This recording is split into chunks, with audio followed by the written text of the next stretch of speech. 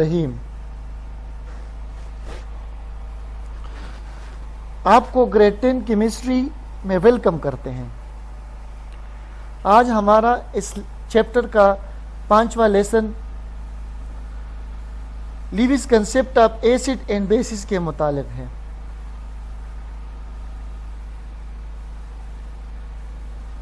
Lesson शुरू करने से पहले गुज़िश्ता लेसन का जायज़ा लेते हैं।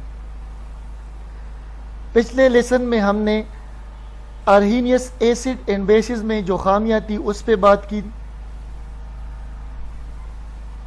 इसके अलावा हमने ब्रॉन्स्टन-लोरी कंसेप्ट की बुनियाद पे एलिमेंट्स की क्लासिफिकेशन के मुतालिक पढ़ा।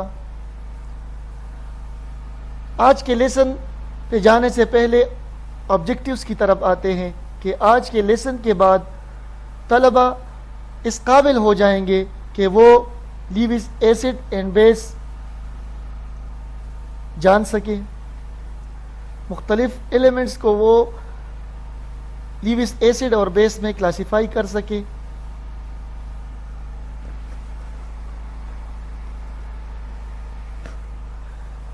Introduction to G N Lewis concept. इस कंसेप्ट का तारुफ करने से पहले थोड़ा तारीखी पस मंज़र की तरफ जाते हैं।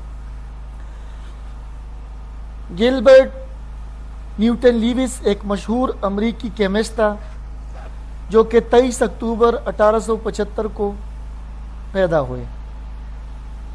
उन्होंने 1923 में अपनी एक थ्योरी पेश की जिसमें इलेक्ट्रॉन पेयर की शक्ल में एसिड और बेस में किस तरह एक दूसरे के साथ केमिकल बॉन्ड बनाते हैं। उनकी जो दूसरी वजह शोहरत बनी वो मुख्तलिफ केमिकल मॉलिक्यूल के लिए एक तरीका उन्होंने पेश किया कि हम उसको किस तरह स्ट्रक्चर उसकी बना सकते हैं। लीविस एसिड एंड बेस की तरफ आते हैं। लीविस एसिड हमारे पास वो केमिकल्स होते हैं, वो सब्सटेंस होते हैं जो कि इलेक्ट्रॉन को एक्सेप्ट कर सकते हैं जोड़ों की शक्ल में, यानी वो अपनी कमियों को पूरा करने के लिए दूसरे एलिमेंट से इलेक्ट्रॉन एक्सेप्ट करते हैं, उनसे वो ले सकते हैं। ये केमिकल हमारे पास आयंस की शक्ल में भी हो सकते हैं और मॉलिक्यूल की शक्ल में भी होते हैं। लीविस एसिड के लिए दूसरा नाम हम इलेक्ट्रोफाइल यूज करते हैं। Electro means charge, phile mean to have. तो जो एलिमेंट चार्ज रखना पसंद करते हैं वो तभी हो सकेगा जब वो चार्ज लेंगे। चार्ज लेने के लिए उनको इलेक्ट्रॉन की ज़रूरत होगी, तो इसलिए हम लीविस एसिड को इलेक्ट्रोफाइल भी कहते हैं कि ये इलेक्ट्रॉन लेते हैं दूसरे एलिमेंट से। इनके एग्जाम्पल कुछ यूँ हैं। कॉपर 2 इलेक्ट्रॉन ले सकता है, बोरान ट्राईफ्लोराइड में बोरान इलेक्ट्रॉन ले सकता है, इसी तरह iron being a transition element वो भी इसकी एक किस्म है। अभी आते हैं लीविस बेस की तरफ कि लीविस बेस कैसे कहते हैं। लीविस बेस वो केमिकल्स होते हैं, वो काइंड्स ऑफ केमिकल है जो कि इलेक्ट्रॉन देते हैं दूसरे एलिमेंट्स को। डोनेट मीन सदका देना, अतिया करना।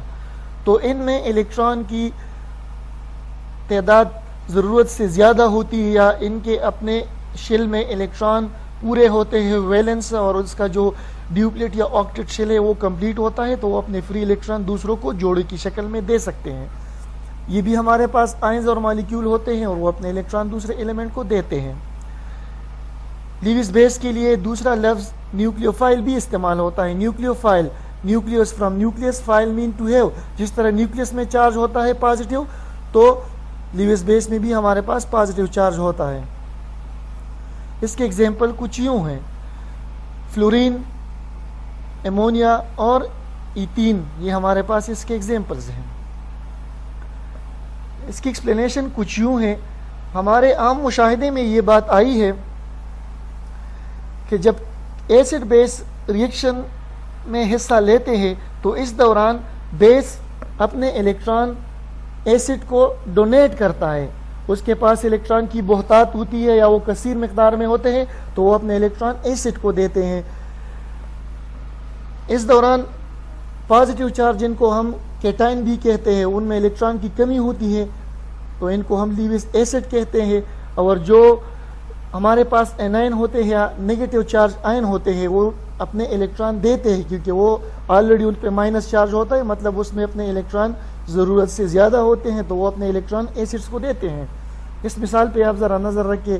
اس میں ہمارے پاس بوران ٹرائی فلورائڈ ہے اور ایمونیا ہے. ایمونیا میں ہمارے پاس 2 الیکٹران یا ایک جوڑا الیکٹران ضرورت سے زیادہ ہوتا ہے، جبکہ بوران ٹرائی فلورائڈ میں 2 الیکٹران کی کمی ہوتی ہے.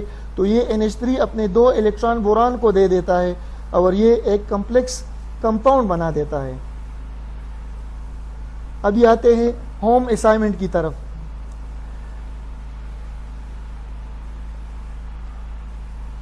یہ دونوں آپ کے کرنے کے کام ہیں. اس کو آپ اٹیمپٹ کریں اور ریسپیکٹیو گروپس میں اس کو شیئر کریں.